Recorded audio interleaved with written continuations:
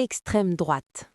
Lille, l'extrême droite cible des bars et un centre LGBTQIF, mais des mobilisations s'organisent.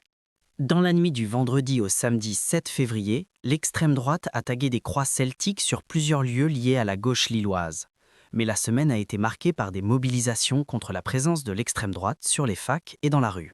Après l'attaque du centre culturel libertaire le jeudi 15 janvier dernier par des néo-nazis, une nouvelle vague d'offensives d'extrême droite s'est abattue sur Lille dans la nuit du vendredi 6 février au samedi 7 février.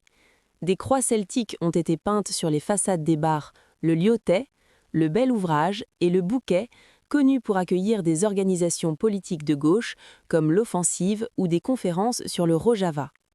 Le centre LGBTQIF J'en suis, j'y reste a eu une de ses vitres cassées alors qu'il a déjà été l'objet de dégradations d'extrême droite fin janvier. Des croix gammées ont aussi été retrouvées dans plusieurs endroits de la ville.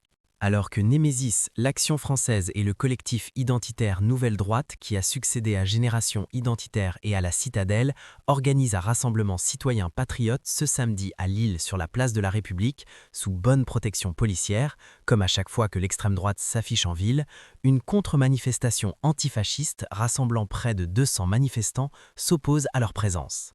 Le rassemblement d'extrême droite n'aura pas tenu 1 heure. La semaine aura été émaillée de provocations de la part de l'extrême droite sur Lille. Dans le cadre des élections Crous, l'Uni et la Cocarde se sont présentés sur les facs avec leur programme raciste à base de préférences nationales.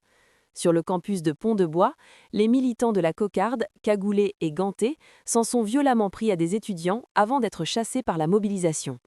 Les étudiants de Lille 2 se sont également mobilisés sur le campus de Moulins pour crier « Pas de fachos dans nos quartiers et pas de quartier pour les fachos ». Dans un climat où les offensives de l'extrême droite s'intensifient, allant de l'agression des camarades du comité des sans-papiers lors de leur manifestation hebdomadaire dans le centre de Lille, à l'attaque contre le CCL, il est urgent de faire front par en bas contre ces violences, comme l'ont fait des dizaines d'étudiants cette semaine pour dégager l'extrême droite de leur fac.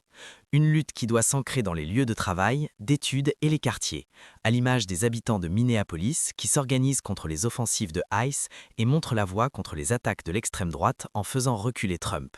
Soutien à tous les lieux visés et attaqués.